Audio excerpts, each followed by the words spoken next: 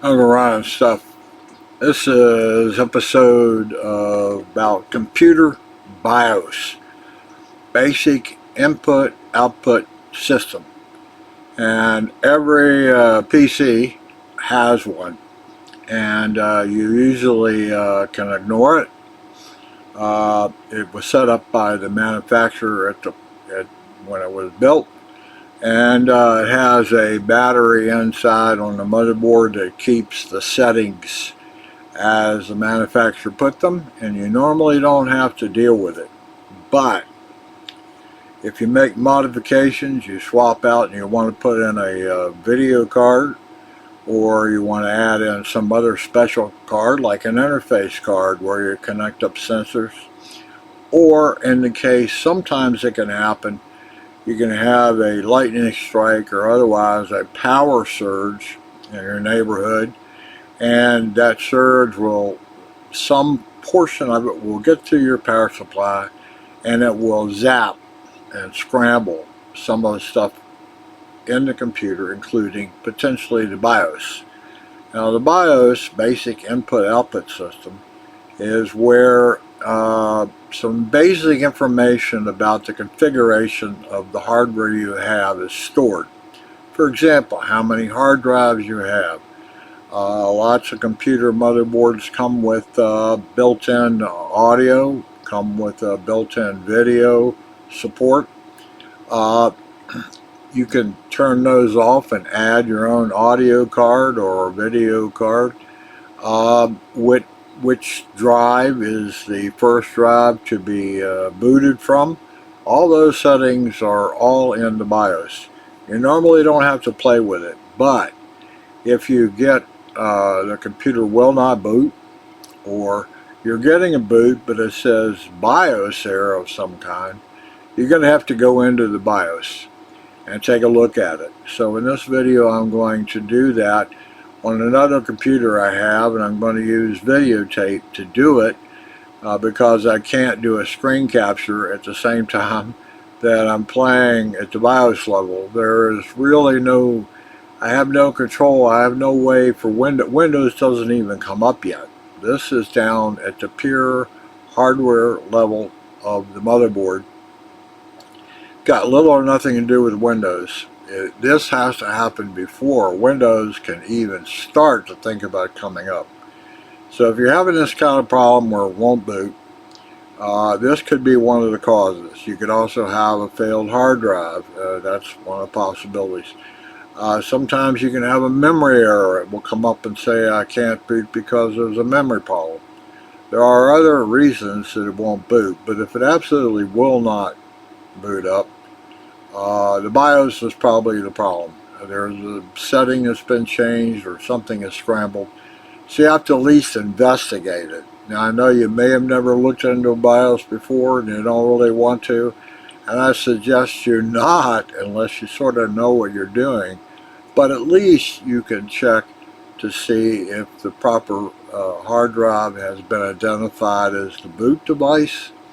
And again, if you're going to swap a audio card, a video card, or add a card of some kind, you probably will have to go into the BIOS. There are options. Some motherboards have Ethernet port built onto the card. Some older motherboards, that's a very slow sort of port, so you may have upgraded and put in a PCI or PCIe Ethernet port in, and if you do so, you then have to turn off you don't necessarily have to, you just don't use it. But it's better if you turn it off at the BIOS level, that you're not using the motherboard LAN, local area network, or / Ethernet port. Okay, that's enough of an intro. I'm now going to start my other computer, and with a how-to camera, I'll show you a little about what a BIOS looks like. Again, a lot of the terms can be confusing. If you really are interested in it, you need to try to look them up and see what they do. Some BIOSes are better than others in that they actually have a little question mark by it, and you can click that and we'll give you some basic information about what this setting does. That's enough for intro to BIOS. Today is the 6th of August 2025.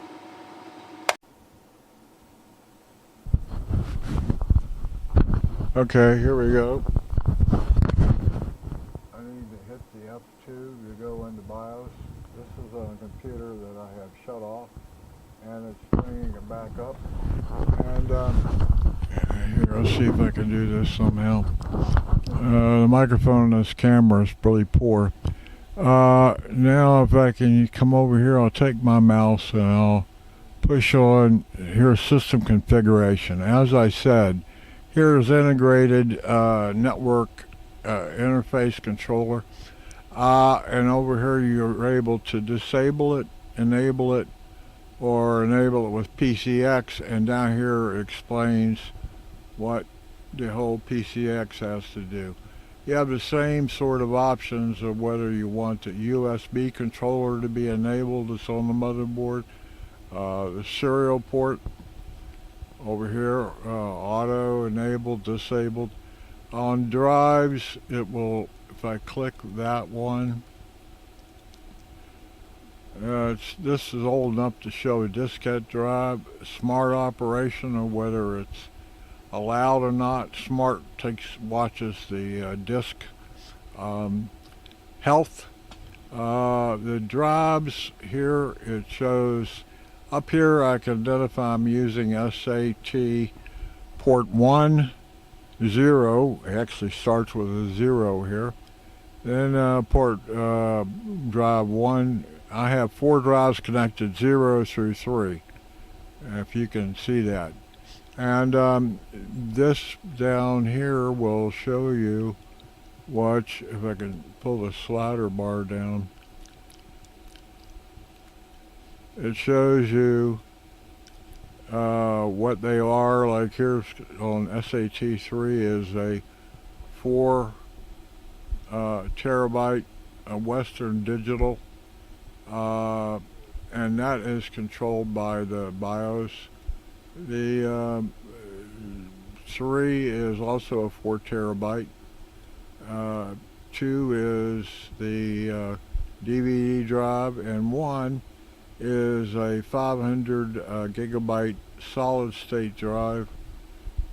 Right here is a Samsung solid state drive, and this is the bootable C drive.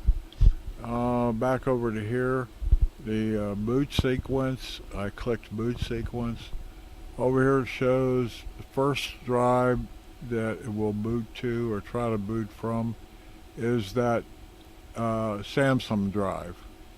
Okay, and a second boot it will try to boot from is the onboard USB or CD-ROM drive, and that will be through a USB port which connects to a DVD drive of some kind. Those are only, as I said, how that at this level says what drive am I supposed to boot off of. The system board itself, these are various aspects of the system board. In this particular case, it shows I have 4 gigabytes of memory and DIMM slots.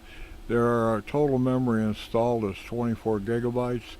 Here's the BIOS version number up here. And often I'll get in computers where the BIOS version has not been updated in years. And I will do a BIOS update, which I won't talk about now because it's a little on the tricky side. You want to make sure you do it right. But nonetheless, and here's other aspects, showing the processor type, shows the speed, the caches, so on and so on. Back over here on the video, click video, and it shows you primary video is what, if I click that, it'll say I have 2 options. Option 2, PCIe slot 1 or 2, PCIe 2 or 3. It's what slot the video controller board is that you want to add. I don't think this one has a built-in video, so there has to be a video card. On performance, you can change various settings. Multi-core support is enabled because I have 2 CPUs here. hyper-threading technology. I won't get into it, but yes, it's enabled. Intel Speed Step lets, on this one, I don't have it enabled. I just wanted to run as fast as it possibly can. Speed Step lets the processor change the BIOS allows the Intel Speed Step program to change the bus frequency to the chips, the processor chips, to slow it down when it's not needed or speed it back up when it does.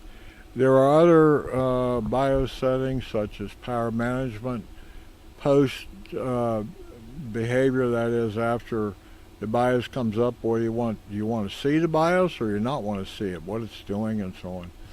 These are all BIOS settings, and the system board over here is some details about it. And again, the memory size, the processors and so on. Date and time. Here's your date and time, but you can in fact set the boot sequence, which I always pointed out. I have no diskette drive, so it's marked disabled. That's an overview of the BIOS. I'm going to X out of it, and what should happen, I think the PC will now restart or turn itself off. I'm not sure, I don't remember. It probably will start itself, and now it's coming up, and it's in the process of doing its BIOS setup, and it did that, and now it should be attempting to boot from that C drive, and in fact is, because you can see the Windows logo here. I got it to focus in friendly. You can see the Windows logo, and it is booting up. So that's what the BIOS looks like, and I wouldn't suggest you go in unless you have to. But there are settings in there that are the overall configuration of the hardware and software that you have in your computer.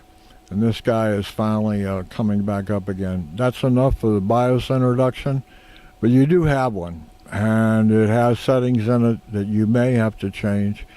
Again, if you're apt and you know enough, you should go in and check the BIOS version, and then go to the manufacturing website. And these are some of the utilities I use. In this case, it's showing, I have actually, let's kill that one. I have actually I have 4 cores in this particular computer, and you can see what the megahertz they're running at. Here's the temperature. Here's the out of 24 gigabytes available memory, I have 20 available. Clock speed of the video card, and temperatures and so on. That's a little add-on program I added to watch things.